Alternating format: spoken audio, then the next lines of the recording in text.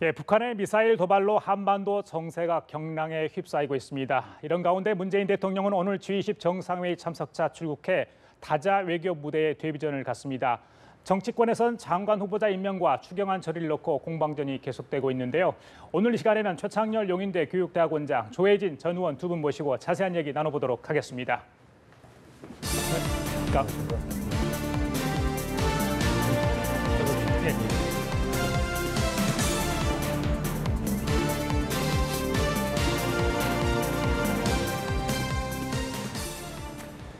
예, 말씀드린 것처럼 문재인 대통령이 G20 정상회의 참석 오늘 독일로 출국했는데요. 자, 본격적인 대담에 앞서서요. 어제 했던 ICBM 발사 장면 영상이 지금 공개되고 있습니다. 화면 좀 보시겠습니다. 예.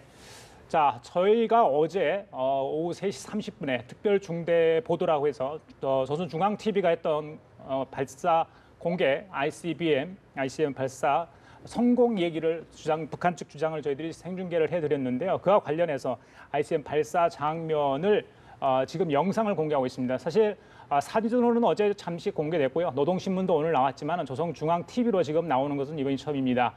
자, 어제 오전 9시 30분으로 저희들이 알고 있습니다. 평안북도 방현 지역에서 어제 오전 9시 30분 발사가 됐어요.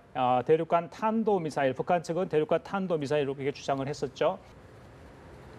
예.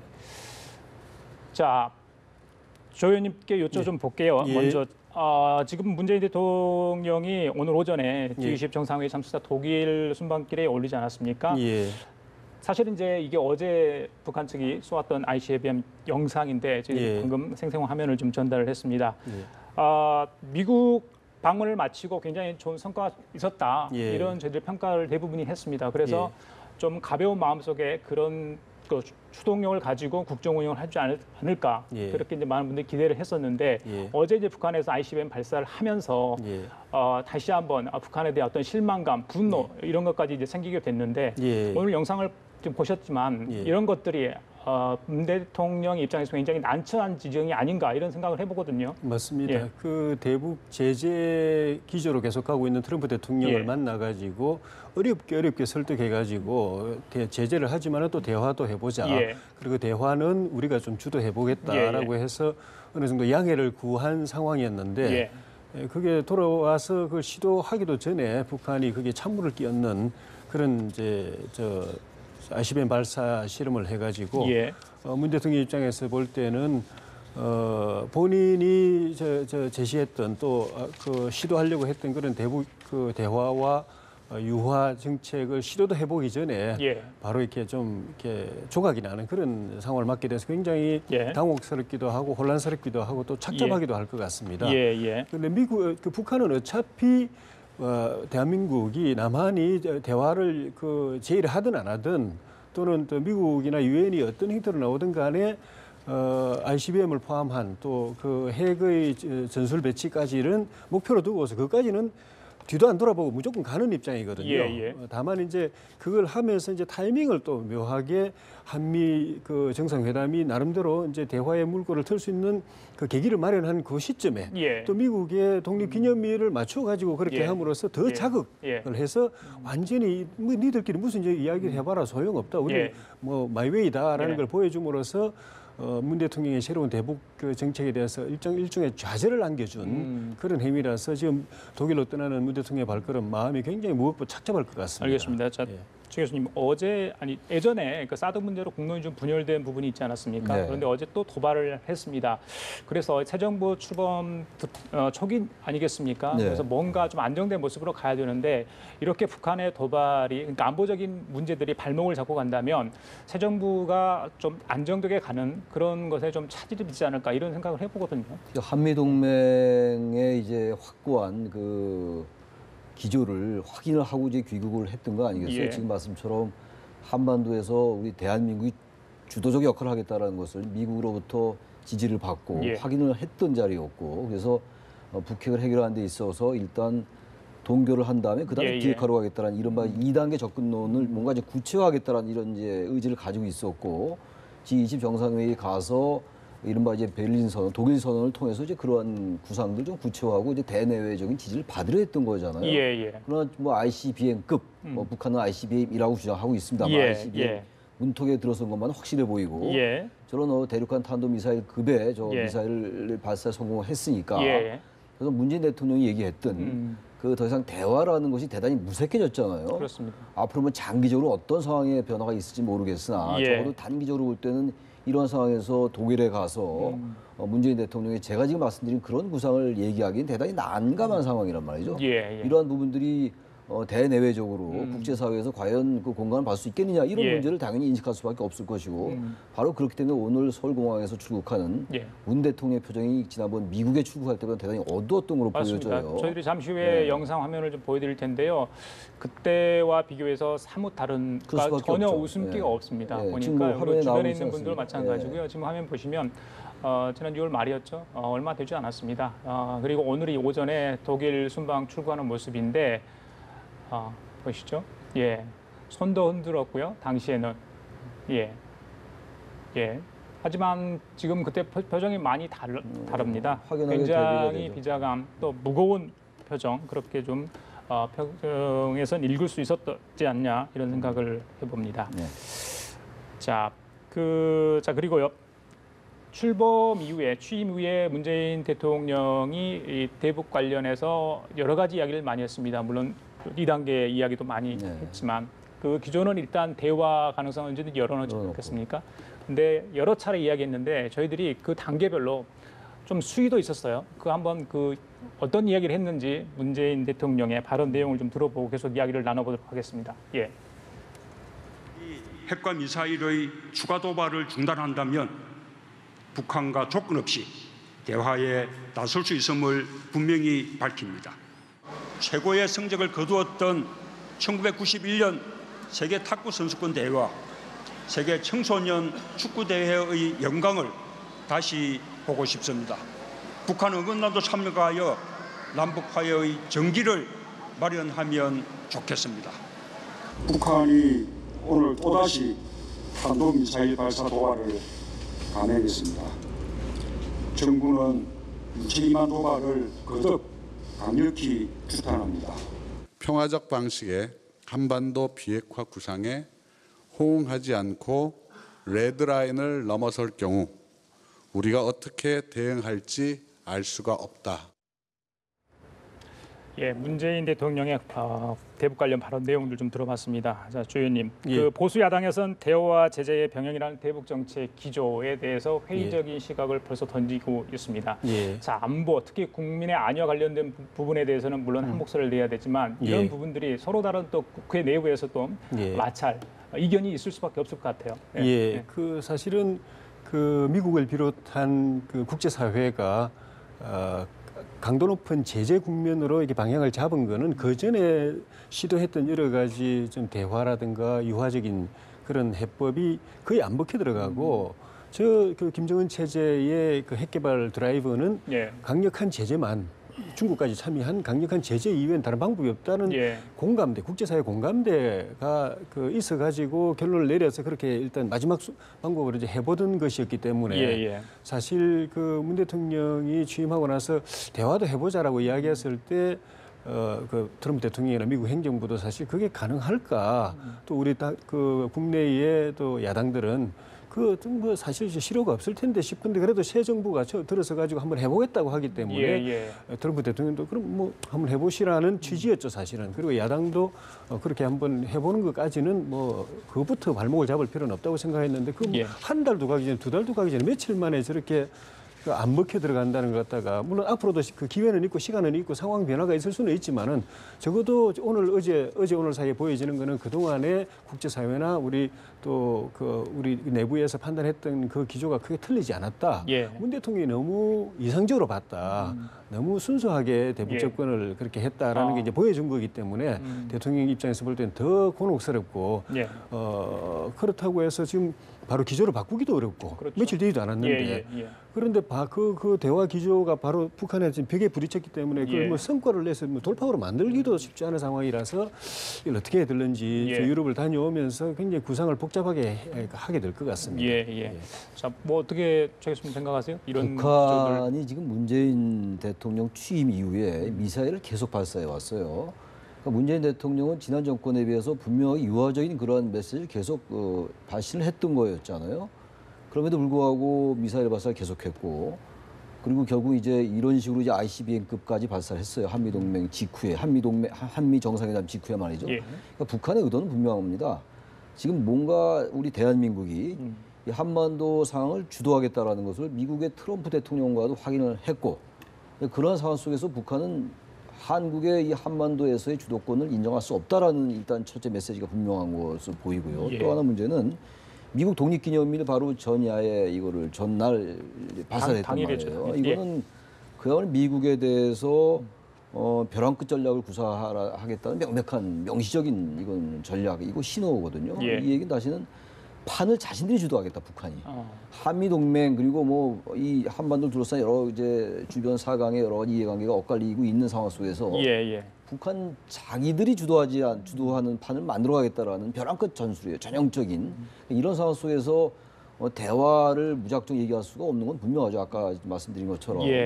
그렇다고 지금 당장 또 제재 일변으로 갈 수도 없는 것도 현실이에요. 그 대신 분명한 거는 이제 독일 가서 문재인 대통령이 여러 정상들에게 이 상황에 대한 메시지가 있어야 될 거 아니겠어요? 근데 분명한 것은 뭐 대화를 당장 뭐 그만두겠다라는 그런 메시지를 하지 않을 것 같지만 기본적으로 북한에 대한 규탄이라든지 북한이 더 이상 이렇게 계속 나갈 때 제재와 압박의 국면은 더 심해질 수밖에 없다라든지 그리고 오늘 또 한미가 아까 앵커께서 말씀하신 것처럼 무력 시를 우리가 나름 했잖아요. 문재인 대통령이 주도적으로 우리 나라가 주도적으로 한 거란 말이에요. 그 트럼프 대통령 미국이 그것을 이제 지지하고 동의했던 거니까 이런 식의 이제 우리도 대화만 얘기하는 건 아니다. 이런 도발이 계속될 때 이른바 레드라인을 넘었을 때는 이것보다 훨씬 더 강한 제재와 압박 그리고 다른 옵션도 우리가 배제할 수 없다란 그런 강력한 의지를 보일 것 같아요. 그렇게 하는 것이 맞다고 보고 그러나 분명한 건 또 한편으로는 대화의 끈을 완전히 놓는다는 얘기는 하지 않는 이런 양면 작전을 구사할 것 같다고 보입니다. 알겠습니다. 자, 독일에서 문재인 대통령이 어떤 메시지를 던질지 저희들 좀 지켜보도록 하고요. 정치권 얘기로 좀 가보겠습니다. 먼저 국민의당 얘기입니다. 자, 누란의 위기에 처해 있다고 하죠. 제보 조작 사건과 관련해 검찰이 오늘 이준서 전 최고위원에 대해 세 번째 소환 조사를 벌였습니다. 연 3일 이렇게 조사를 하고 있어요. 굉장히 고강도 조사다. 여러 가지 해석이 나옵니다. 자, 뭔가 있다. 검찰에서 뭐가 안 풀린 건가? 아니면 정말로 윗선에 뭐가 있어서 그러니까 개입설들 있지 않습니까? 저희들이 정말 궁금해하는 부분들이 있어서 그 부분을 확실하게 다지기 위해서 또는 이유미 씨와 이준서 전 최고위원과의 또 대질 수사까지도 하겠다는 의지를 오늘 뭐 그런 걸 가능성까지 지금 제고되어 있지 않습니까? 어떻게 보세요? 검찰 수사 과정 이런 것들에 대해서. 그 대질 조사를 하는 여부가 검찰의 그 판단을 우리가 가늠할 수 있는 그 하나의 이제 그 계기가 될 수도 있을 것 같은데 이유미 씨를 지금 구속시켜 놓고 열흘째 조사를 하고 있거든요. 이준수 최고위원은 불구속 상태에서 3일째 조사를 하고 있고 그는 뭔가 했던 심정을 가지고 그걸 이제 밝혀내기 위해서 애를 쓰는데 안 드러난다는 또 그 느낌을 주는 거거든요.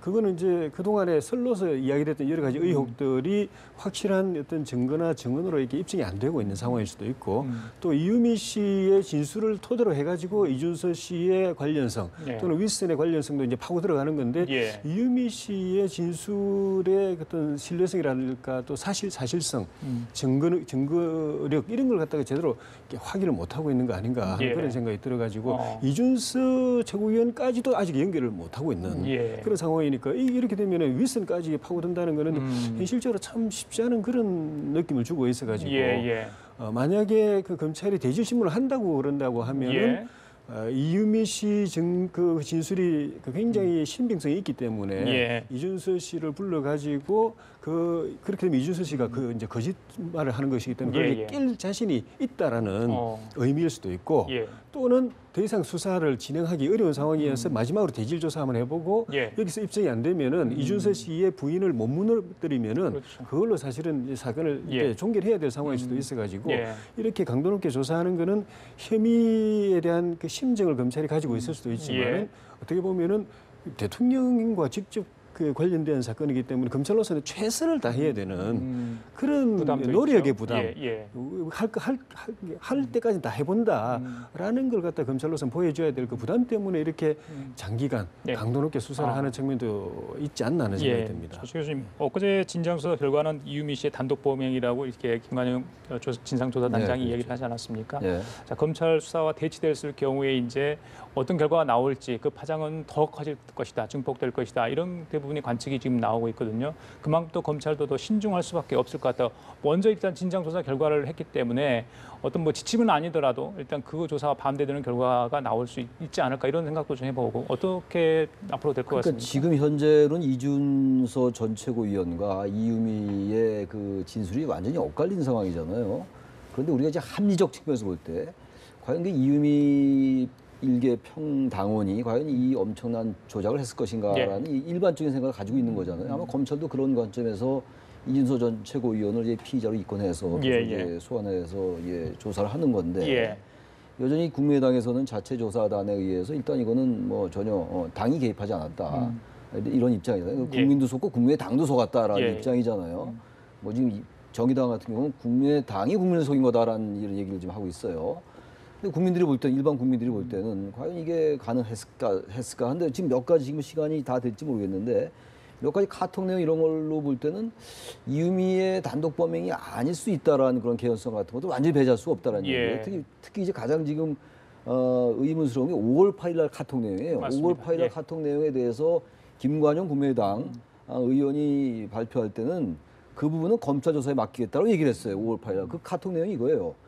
이준서 당시 카톡 내용이 사실대로 모든 걸 말하면 국민의당은 망하는 거라고 하셔서 이건 이유미의 카톡을 이유미가 보낸 거. 국민의당은 망하는 거라고 하셔서 아무 말도 아무것도 못했다. 이게 이제 이유미의 카톡 내용이에요. 그리고 지금이라도 밝히고 사과드리는 것이 낫지 않을까 하는데 안 된다 하시니 미치겠다. 이런 얘기란 말이에요. 그러니까 이건 누가 봐도 이게 사실이라면 과연 이 이유미 혼자서 했겠느냐라는 이제 그 합리적 추론이 가능한 거죠. 전혀 알 수는 없어요. 단정할 수도 없는 것이고. 이 부분이 여전히 의문이 남아 있는 것이고. 조성은 전 비대위원이 어제 참고인 조사를 받았는데 약간 비슷한 얘기를 압력이 했죠. 있었던 느낌의 어떤 발언을 이런 했단 말이에요. 그 부분도 약간 의구심이 드는 부분이고 또 하나 문제가 이제 6월 24일 날 안철수 대표를 이준서가 5분간 독대를 했다라는 거 아니에요. 그건 사실관계로 확인이 됐어요. 그런데 그 독대 내용은 이 사안이 아니라 대선 기간 중에 여러 가지 있었던 일들을 왜 당이 좀 무관심하냐에 대한 독대했다라는 거예요. 6월 24일 얘기입니다. 6월 25일 날 근데 이유미가 안철수 전 대표에게 도움을 요청하는 카톡을 보냈다는 거 아니에요? 문자를 보냈다. 이것도 확인된 사실인데 이 내용에 대해서 안철수 전 대표가 반응하지 않았다는 거 아니에요? 답변하지 않았다. 별 내용이 잘 모르는 내용. 그러니까 우리가 합리적으로 볼 때 6월 24일 날 그런 얘기가 있었으면 25일쯤 한 번쯤 이게 뭔가를 확인해 봐야 됐을 텐데. 최 교수께서 친절하게 잘 좀 의심스러운 부분을 짚어주셨는데. 그래서 제가 시간이 있을지 모르겠다고 말 이런 부분들이 좀 전반적으로 국민들이 볼 때는 좀 의구심이 가는 거죠. 하나 더 있습니다. 이제 안철수 전 대표 왜 정말 이렇게 침묵하고 있는 건가? 자, 사실은 국민들은 어떤 정치적 용태를 바라기보다는 그 대선 후보 주자로서 어떤 책임 있는 자세, 그 사건 관련해서 정말 진실된 모습을 바라고 있는 것 같아요. 그런데 진상조사 대면 조사에서 했던 말을 이제 김관영 단장이 인용을 해서 잠깐 이렇게 공개 정도 할 정도고 이렇게 실제적으로 이렇게 자기의 목소리로 발표를 하지 않고 있는 상황 아니겠습니까? 안철수 전 대표 언제쯤 나오리라고 생각하세요? 전 잘못된 행태라고 봅니다. 일단 결론적으로 왜 그 말씀드리냐면 안철수 전 대표가 이 사실 알았다는 얘기가 아니라 결국 이 조작된 사실을 가지고 조작된 제보를 가지고 선거를 며칠이라도 치렀잖아요. 5월 5일 날 발표했는데 5월 9일이 대선이었으니까 6, 7, 8, 9일 날까지 이 사실에 의해서 많은 표심이 영향을 받았다고 우리가 역시 추론할 수 있는 것이고 이전에도 이 네거티브에 있어서 이 국민의당은 이 부분에 대해서 상당히 당력을 집중한 게 사실이었어요. 그렇다면 당력 집중의 대상은 안철수 후보였거든요, 당시. 그렇다면 적어도 선거 과정이 왜곡된 거잖아요. 이 사실과 이 조작 가지고 말이죠. 그럼 그 선거 과정이 왜곡이 돼서 안철수 전 대표는 당시 후보로서 당연히 얘기를 해야 되는 것이죠. 이 사안을 내가 알았다 몰랐다 얘기하는 게 아니에요. 그건 전혀 별개의 차원인 것이죠. 정치인으로서 이것에 대해서 어떤 인식을 갖느냐 대단히 중요한 겁니다. 근데 국민 일반이 갖는 인식과 지금 안 전 대표가 갖는 인식은 상당히 동떨어져 있는 것이 아닌가. 그런 점에서 대단히 실망스럽고 이 부분은 뭐 이제 시기를 놓친 것이 아닌가라는 생각도 들기도 해요. 알겠습니다. 조 의원님도 하실 말씀 있을 것 같아요. 그 안철수 후보가 어쨌든 지금 국민 앞에 전혀 안 나타나고 있지만은 본인의 생각 발언이 간접적으로 조금씩 나오고 있거든요. 아예 입을 딱 다물고 딱 며칠까지는 내가 딱 지켜보겠다고 하면은 국민들이 그때까지 지금 기다려 보는데 예. 언제 나와서 확실하게 이야기했던 이야기는 안 하면서 또 이렇게 다른 사람을 통해서 간접적으로 이야기 나오고 이런 모습들이 국민들이 볼 때는 대통령 후보로서 예. 또 다음에 또 나오겠다고 하는 예. 후보로서 그런 이제 신뢰 있고 책임 있는 모습이 이제 되지를 못하는 거죠. 그래서 더 늦기 전에 당 내에서도 이상돈 의원이라든가 또 김태일 혁신위원장 이런 분들이 늦기 전에 그 안철수 후보 직접 국민들 앞에 이야기해주면 좋겠다. 그걸 당을 위해서도 좋겠다라고 이야기하는데도 이야기를 안 하고 있어가지고 예. 그런 측면에서 보면은 본인이 아는 범위 안에서 국민 앞에 소상하게 이야기하고 예. 또 또 책임질 수 있는 범위 안에서 본인이 책임질 이야기를 하고 하는 것이 국민들이 바라는 거고 또 당이나 본인을 위해서 그래도 최악을 피하는 길이 아닌가 하는 생각이 듭니다. 예, 알겠습니다. 자, 조 의원님, 어제 추미애 이제 민주당 당 대표를 방문을 했습니다. 약 5분간 굉장히 짧은 만남이었는데 예. 제가 보기엔 굉장히 어색했습니다. 예. 그런 거를 또 추미애 대표가 의식했는지 예. 팔짱을 끼면서 사진 촬영하는 모습도 저희 봤는데 예. 어떻게 보셨어요? 한마디로. 그 이제 홍준표 대표, 새 대표께서 같은 공조 대상인 바른정당이나 또 국민의당은 방문 안 하면서 견제 대상인, 경쟁 대상인 그렇죠. 민주당만 방문하는 상당한, 거는 네. 어쨌든 그림상으로 두 당 간의 양강 구도로 만들겠다는 그런 의도가 이제 있는데 예. 그럴 때 그 양강 구도라는 거는 양강이 서로 협치하겠다, 협력하겠다는 건 아닐 겁니다. 분명히 예. 서로 견제하고 이게 서로 일종의 이제 대결 구도인데 추미애 대표께서 약간 이 지혜를 발휘하셔가지고 예. 그게 양강 구도가 대결 구도나 견제 구도가 아니라 협력 구도다라는 걸 이제 보여주려고 그림을 예. 이렇게 발장을 끼워서 그렇게 했는데 잠시 들어볼까요? 어제 예. 이야기? 예. 그러고 한번 다시 이야기를 나눠보지. 예, 들려주시죠. 예. 정말 국민을 위해서 또 국익을 위해서 좋은 파트너가 돼주시고요. 저도 성심껏 잘 모시도록 하겠습니다. 많은 도움 부탁드립니다. 덕담해 주시는 의의를 새겨듣도록 하겠습니다. 협치를 굳게 국민들 앞에 약속한다는 의미에서 팔짱 한번 끼실까요? 홍 대표님.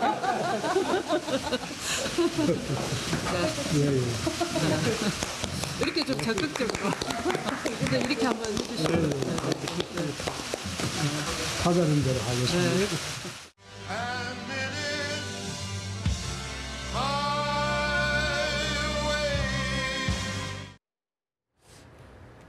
예, 잠깐 저희들이 그 백 음악까지 좀 들려줬었는데 그 홍준표 대표가 굉장히 어색한 부분이 그대로 좀 노출이 되지 않았나 싶습니다. 사실은 어제 그 자리에서 또 홍준표 대표가 어떤 또 쓴소리를 할지 공격적인 멘트를 날릴지 뭐 좀 당직자들도 긴장했을 수도 있어요. 근데 좀 짧은 만남이었는데 사실은 이제 돌아와서 그 오늘도 그렇고요. 그 정은택 원내대표하고 약간의 다른 모습. 그러니까 오히려 홍 대표가 더 강경하게 나갈 줄 알았더니 그렇지 않고 정우택 대표가 더 그 쓴소리를 더 여당 쪽에 하는 모습을 좀 보였거든요. 예, 어떻게 보십니까? 그런 근데 모습. 홍준표 대표는 아마 좀 스탠스를 좀 바꿀 예. 가능성이 높다고 봐요. 예. 그동안 홍준표 대표 하면 떠오르는 여러 가지 이미지들이 있었어요. 그렇죠. 지난 대선 과정 때부터.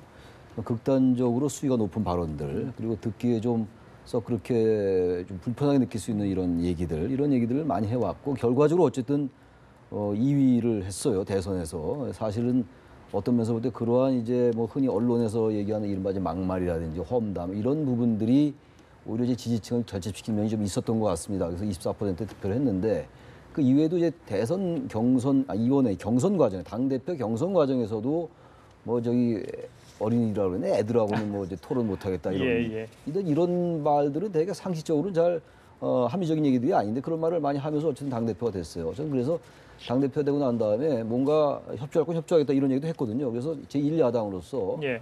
분명하게 각을 세울 건 세우면서 나름 여당 집권 세력의 어떤 추경도 그렇고 말이죠. 이런 예. 부분들에서 의외로 예. 협조적으로 나올 가능성이 있다고 저는 봅니다. 예. 그것이 아마 이제 홍준표 대표가 이 제1야당을 이끄는 하나의 전략이 될 수도 있고 예. 또 자신의 어떤 그 이른바 친홍 세력을 당에 구축할 수 있는 그런 기반도 될 수 있지 않을까라는 측면에서 오히려 상당히 입장이 좀 변화할 수 있는 그런 스탠스 변화 이런 것들 우리가 얘기해 나올 수 있지 않을까 생각합니다. 알겠습니다. 시간이 많지 않은데 조 의원님께 이거 하나 여쭤볼게요. 홍준표 대표 이야기했으니까 문무일 이제 검찰총장 후보자가 어제 지명이 됐는데 성완종 리스트 수사를 했던 담당 검사 아니겠습니까? 8명을 수사를 했는데 그중에 친박계 제한 2명을 이제 기소를 했는데 그중에 홍준표 대표가 있고요. 1심에서는 이제 유죄인데 2심에서 무죄를 받았습니다. 그런데 자유한국당 대표가 됐어요. 이제 청문회를 해야 됩니다. 자유한국당 의원들 홍준표 대표가 또 어떻게 나올지 좀 재밌는 광경이 좀 벌어질 수도 있다. 이런 벌써부터 좀 기대 아니면 우려 이런 이야기가 나오는데 어떻게 예상하세요? 자유한국당 의원들 가운데는 홍준표 대표 가까운 분도 있고 또 이제 비판적인 분들도 있어서 입장에 따라 좀 다를 수도 있겠지만 어쨌든 저 문무일 그 총장 내정자가 그 당시 이 사건 수사를 했을 때 홍준표 당시 경남지사가 이 사건은 그 본질적으로 친박 의원들이 정치자금 받은 사건인데 성완종 전 회장으로부터 정치자금 받은 사건인데 그걸 덮기 위해서 나를 희생양으로 삼았다 이런 식의 이야기를 했거든요. 근데 그거를 지금 청문회 벌어졌을 때 이 뭐 저 자유한국당 의원들이 그걸 두둔을 해야 될는지 물론 이제 홍지사하고 가까운 분들은 그쪽 편에 서가지고 당신이 뭐 이게 총장 후보자가 그렇게 했다는 의혹이 있는데 사건 그때 제대로 공정하게 했느냐 이렇게 따질 수도 있겠지만은 또 뭐 아닌 분들은 또 그렇게 두둔하기도 어려울 그런 측면이 있고 물론 이제 여당도 이제 또 약간 애매한 입장입니다. 여당 입장에서는 홍 지사 말을 두둔하기도 어렵고 그렇다고 또 총장을 갖다가 막 대통령이 임명한 총장 후보자를 갖다 공격하기도 어렵고 그런데 어쨌든 1심이 유죄가 나오고 이완구 전 대표나 홍준표 새 대표나 1심은 유죄 나오고 2심이 무죄 나왔거든요.